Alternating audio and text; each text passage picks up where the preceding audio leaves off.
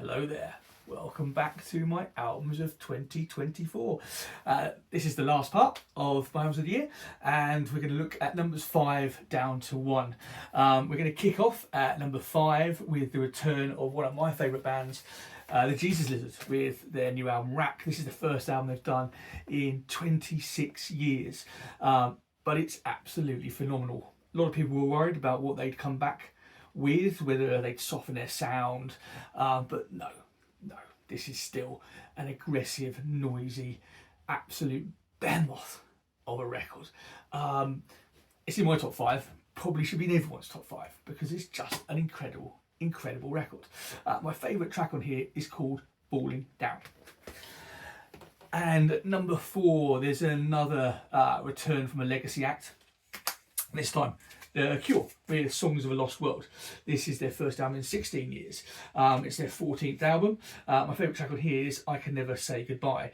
The Cure are a funny one because I was never really a big fan. I knew the singles, Love Cats, Friday I'm in Love, that kind of stuff, student disco stuff. And over the last year or so, I have started getting into them. I've been buying a lot of their early albums and absolutely fell in love with lots and lots of the records. So when I found out they were releasing a new album, I was a little nervous because I knew some of their previous later albums that they'd released hadn't been that great. With this one though, this is a real return to the Cure of old. It's a goth masterpiece. I absolutely adore every song on here, but in particular I Can Never Say Goodbye is my favourite track. It's just an incredible piece of music. It really gets me every time I listen to it. But yeah, at number 4, The Cure. And at number 3, we've got Idols with TANGK, their 5th album. This, for me, is the best album that Idols have done since Joy's an Act of Resistance. It's the most accomplished record they've ever released. It's the most diverse. The songwriting is absolutely fantastic. A lot of people write off Idols and don't give them the time of day, especially within sort of like the underground scene. But I think this proves Idols to be one of the most one of the acts that have got staying power. They're going to be around for a long time, and I think this is a perfect example of why they are so loved by so many people and why they are going to be a big act for a while. My favourite track on here is called Grace, and particularly love the Coldplay aping video for this.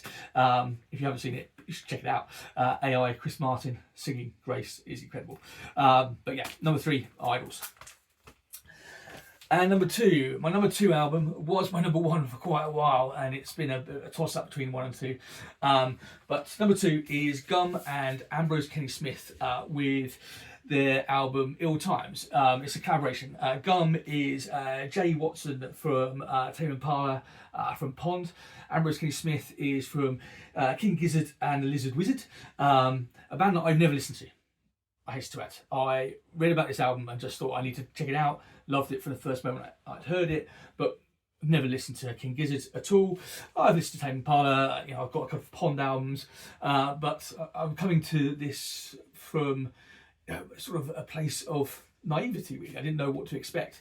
Put it on, and it is incredible. It's a psychedelic 70s pop rock record. The songs are huge, they soar, they're anthemic, they're catchy as hell. It's just a brilliant record. Not enough people have been talking about this year at all. I think it's sort of gone under the radar. I don't think it had like a wide release that everybody knew about it or anything, but for me, it's just a great record.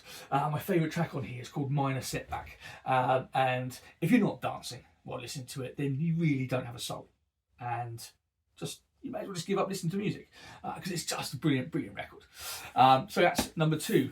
And at number 1, drum roll, etc. My number 1 album of the year is from Salute and True Magic.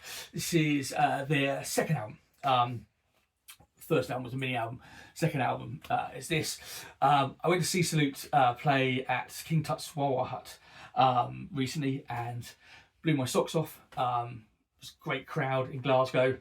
As you might imagine, everyone was absolutely on it. The tunes were incredible, and it's what pushed this album from number 2 to number 1 for me, because I loved the album, but seeing Salute live as well just really cemented how much I love this record. This is an album which incorporates elements of things like Daft Punk and French house, stuff that I loved in sort of like the 90s, early 2000s. It's got lots of 80s influences on it as well, but the tunes are incredible. They are banging. If you don't dance to this record, again, you really, really have to question whether you have a soul, because this for me is a perfect dance album. From start to finish, it just is banger after banger after banger after banger, and just makes me want to get fucked up and have the best party of my life. Now, my favourite track on here is called One of Those Nights, but it was difficult to choose a favourite track. One of Those Nights was just one of those songs, ironically, that just lifted me into a stratosphere of feeling just great. And do you know what, listening, there's a lot of gothy, miserable records that I loved this year, but this one is the one that just made me want to party the whole time. If you haven't listened to it, Salute, True Magic, album of the year, best thing I've heard this year, best thing you'll have heard this year once you put it on. I guarantee it. Don't at me, don't put stuff in the comments saying I'm a dick, because if you don't like this, you're a dick. Thank you for listening to my albums of the year for 2024. Hope you enjoyed it. I will probably be doing more videos in 2025. Put in the comments, tell me what you'd like to see, whether you want me to do my favourite albums by certain acts, my favourite albums in certain genres, etc, etc. Just tell me what you'd like to see. Thanks very much and Merry Christmas.